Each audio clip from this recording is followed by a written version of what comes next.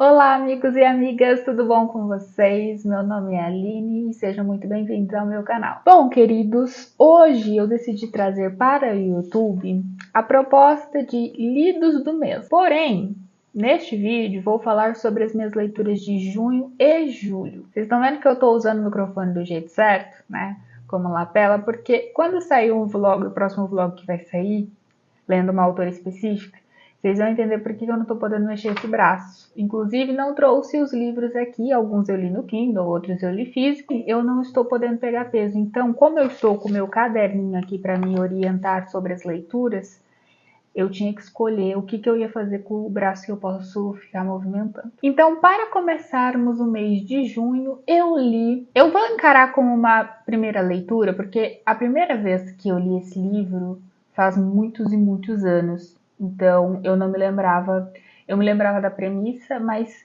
não tinha memórias muito profundas desse livro. Então, vou encarar como uma leitura primária, que é Um Teto Todo Seu, da Virginia Woolf. Essa obra da Virginia Woolf foi publicada em 1929 e a premissa principal do livro é que ela traz dois pilares fundamentais. Para uma mulher poder escrever, ela precisa de dois pilares fundamentais, que é dinheiro e um teto todo seu, ou seja, um espaço físico seu, legitimamente seu. Enfim, vai sair um vídeo específico sobre esse livro com mais profundidade, mas a Virginia Woolf defende que para existir a liberdade intelectual é preciso existir liberdade econômica, ou seja, a liberdade intelectual depende de recursos, né? Você só consegue reproduzir seus pensamentos criativos a partir do momento em que você não tem grandes preocupações com recursos financeiros. Em junho também tivemos uma outra releitura, que foi O Iluminado, do Stephen King. Eu estava para reler esse livro há muito tempo, eu estava morrendo de vontade de reler esse livro, porque é o meu favorito do King, e eu decidi reler ele em julho e foi assim maravilhosa a experiência. Eu acho que é a terceira ou é a quarta releitura que eu faço desse livro, e assim a história continua assim sensacional, impecável, e foi maravilhosa. Se você não conhece O Iluminado, do Stephen King, que eu acho muito difícil, mas se você não conhece, basicamente nós temos uma família que vai para um hotel no meio do nada, numa nevasca, para cuidar desse hotel, que é o Overlook. E a partir disso, muitas coisas começam a acontecer. E é muito legal esse livro porque o King se utiliza dessa premissa para que o leitor tenha liberdade de pensar conforme é conveniente às suas crenças, porque você pode acreditar que tudo que está acontecendo de fato é sobrenatural, ou você pode acreditar que tudo que o Overlook traz à tona é muito relacionado às dependências do Jack Torrance, que é o pai do Danny. Enfim, ele tem vícios, principalmente com bebida alcoólica. Então você pode acreditar que o Overlook traz à tona o que o Jack Torrance de fato é. E também tem muitas pessoas que discutem a síndrome da cabana a partir do livro O Iluminado. Também tem filme, mas é sempre importante ressaltar, em relação à história de O Iluminado, que o livro e o filme têm dinâmicas diferentes, ritmos diferentes, ambos são muito bons. O King não gosta do filme, mas eu particularmente gosto, acho que o filme é muito bom, mas é muito importante entender que o ritmo dele é muito diferente do livro. Junho, pelo que eu tenho reparado aqui, foi o mês das releituras, e também, para compor essa lista de releituras, reli As Vinhas da Ira. As Vinhas da Ira entra na mesma caixinha de Um Teto Todo Seu. É um livro que eu li há muitos anos e eu queria muito reler para trazer uma crítica mais profunda, e porque eu tenho uma ideia, que inclusive eu vou gravar para vocês, de um vídeo comparando ela com uma outra obra, trazendo semelhanças, diferenças e reflexões sociais a partir dessas obras. E para quem não sabe, As Vinhas da Ira é um livro estadunidense que se passa durante a Grande Depressão dos Estados Unidos. A obra foi publicada em 1939 e você passa o livro inteiro acompanhando uma família em busca de dignidade e sobrevivência, porque eles são expulsos das próprias terras no Oklahoma, e por conta de graves secas, questões bancárias, por conta da Grande Depressão. E é um livro assim difícil, triste, que tem um final triste, mas que vale muito, muito, muito a pena ler esse livro. Apenas leiam. Também vai ser vídeo sobre ele. E esse vídeo, eu não sei se vai ser 2 vídeos, mas com certeza vai sair um vídeo falando sobre ele e uma outra obra.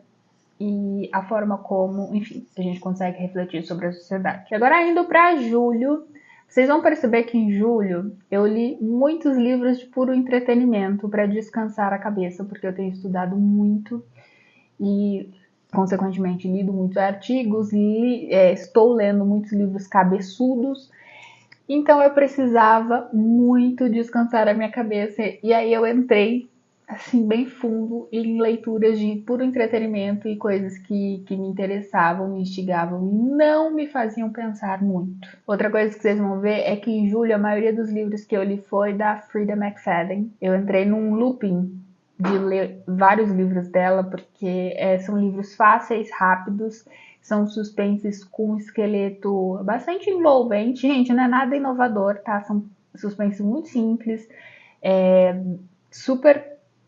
são simples, a estrutura e o esqueleto são muito parecidos em todos, mas para minha cabeça poder descansar foi ótimo, assim, foi maravilhoso. Vamos começar com Chocolate Quente às Quintas-Feiras. Foi um livro, se eu não me engano, é um livro coreano que eu descobri aleatoriamente. Eu não lembro o que eu estava fazendo, eu estava rolando, acho, algumas opções de livros de e-books do Kindle e acabou aparecendo para mim e eu pensei, por que não conhecer?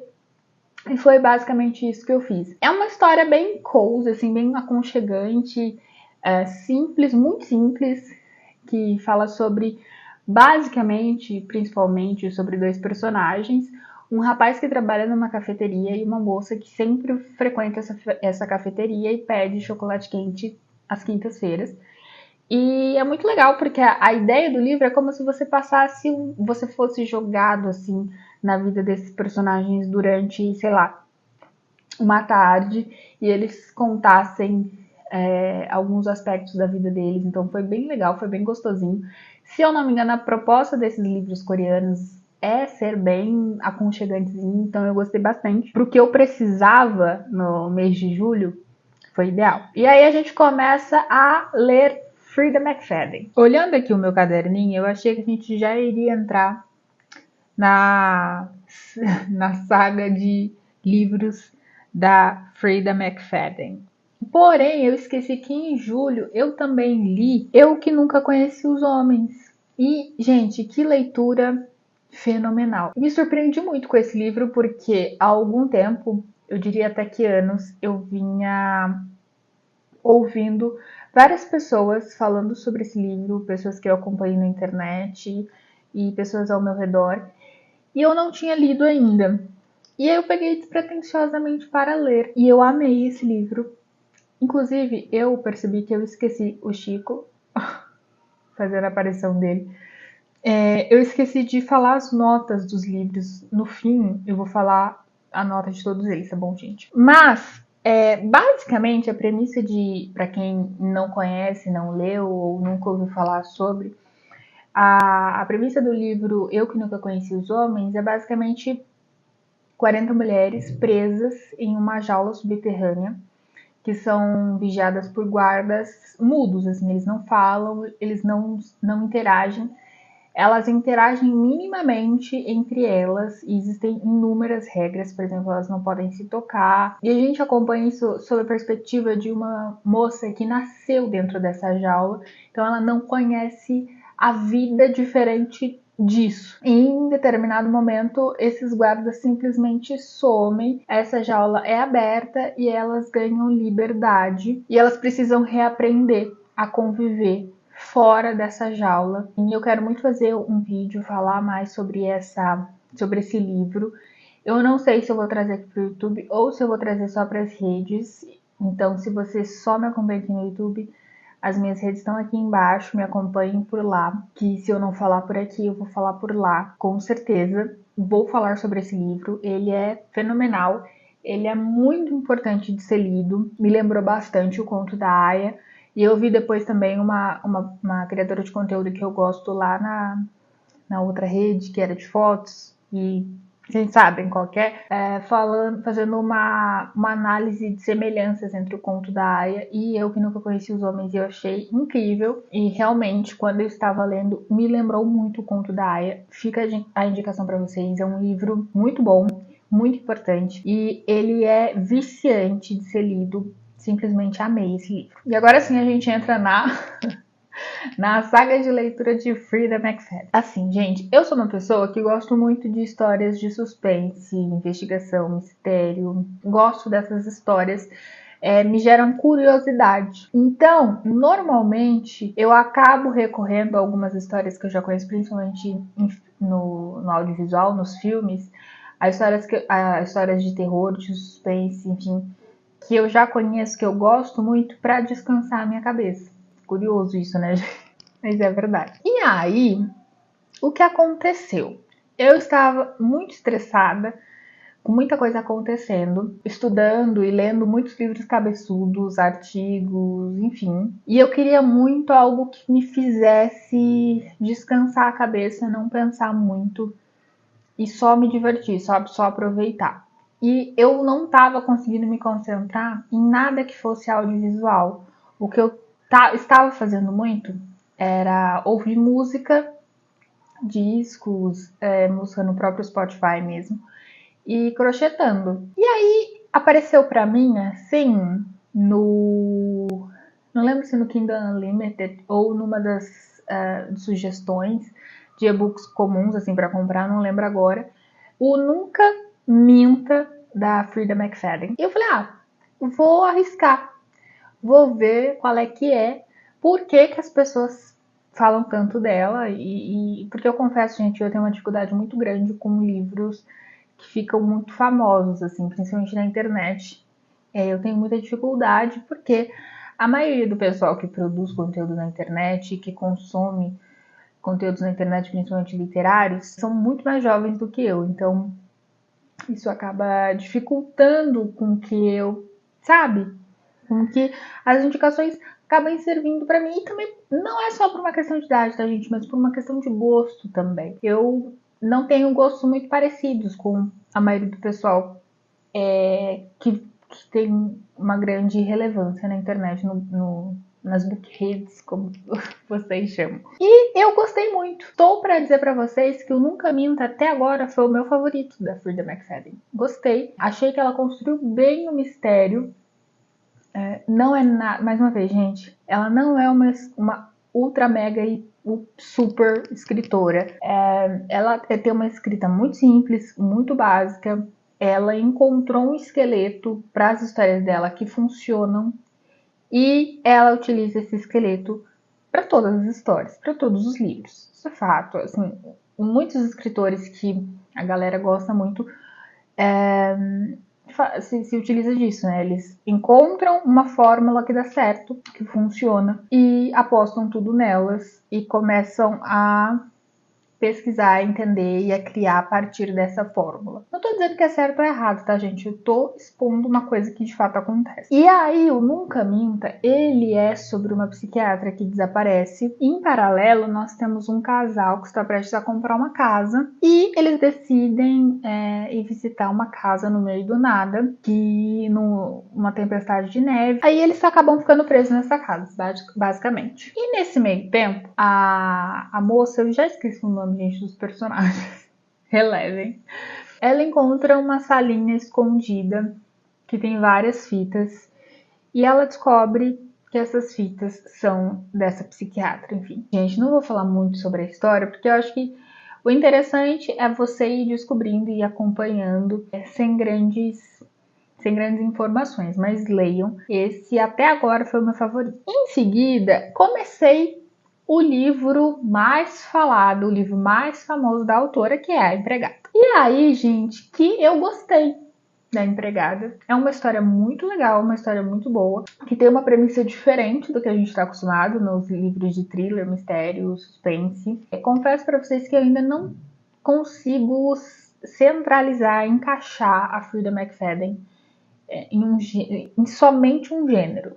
Se vocês tiverem, vocês podem comentar aqui embaixo, mas eu ainda não consegui. Talvez vocês comentando isso fique mais claro na minha cabeça. Gostei. Basicamente, a Millie vai trabalhar para uma família.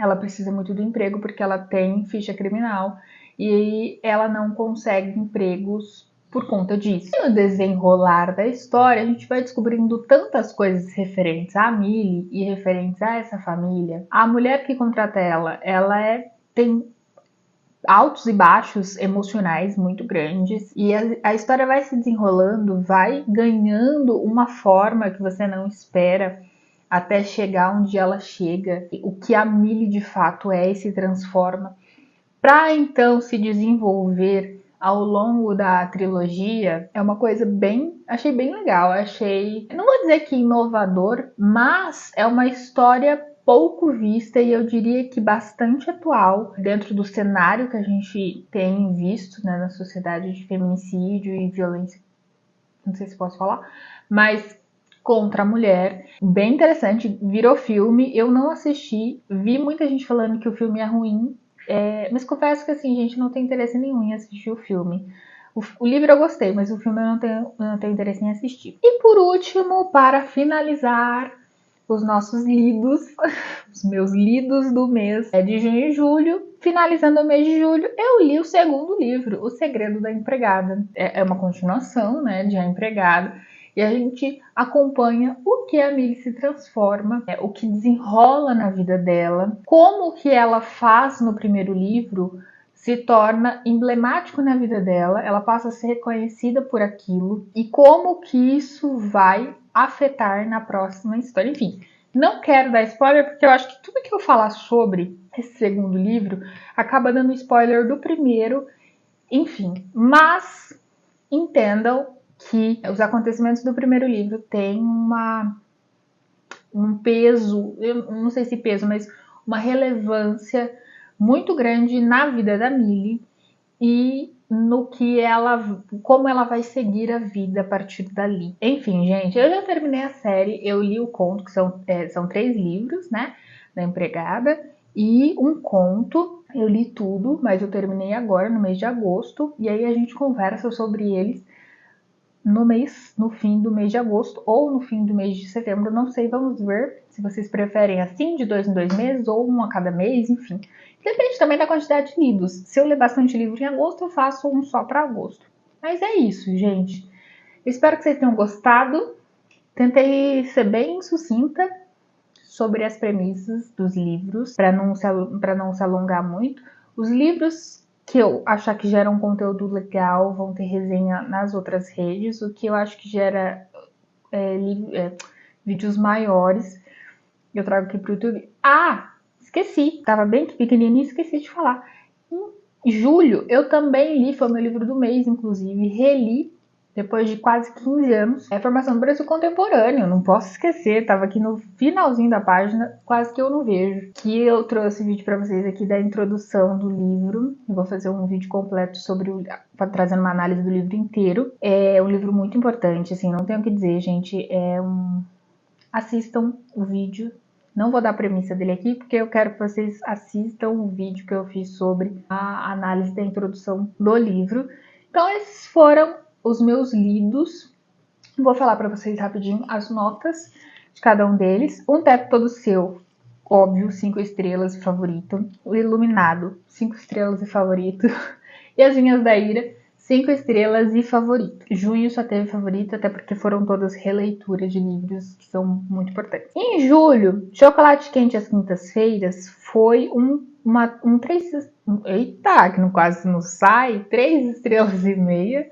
Foi um livro legal, foi um livro aconchegante, gostosinho, mas nada muito surpreendente. Foi realmente um livro para descansar e não pensar em nada. Então, achei que 3 estrelas e meia é mais do que suficiente. Eu que nunca conheci os homens, 5 estrelas, livro sensacional, maravilhoso, falei para vocês. Nunca minta, 4 estrelas, A Empregada, 4 estrelas, O Segredo da Empregada, 4 estrelas. E Formação do Brasil Contemporâneo, 5 estrelas e favoritável. Mas aí é um livro, assim, sociológico, sociológico, histórico, econômico, muito importante. Então não tem como, é um livro sensacional, maravilhoso. Achei que eu fui muito generosa com a Frida McFadden em relação às estrelas. E lembrando que as minhas estrelas em relação aos livros da Frida McFadden não é sobre a qualidade do livro somente, mas também da minha experiência com as leituras. Para o momento que eu li, foram experiências muito boas, experiências que eu precisava. Qual era o objetivo da Frida McFadden no meu mês? Descansar a minha cabeça, fazer com que eu me entretesse. E ela conseguiu. Ponto. Agora, se a gente for falar sobre qualidade de livro, de escrita, enfim, tudo isso, aí é uma outra história. E é isso, meus amigos. Espero que vocês tenham gostado do vídeo de lidos. Mais uma proposta diferente. Estou voltando aqui para o YouTube com coisas diferentes. E eu espero que vocês estejam gostando. Comentem aqui embaixo sugestões, coisas que vocês gostariam de ler. Comentem os livros de vocês também. E é isso, gente. Um beijo e até o próximo vídeo. Tchau!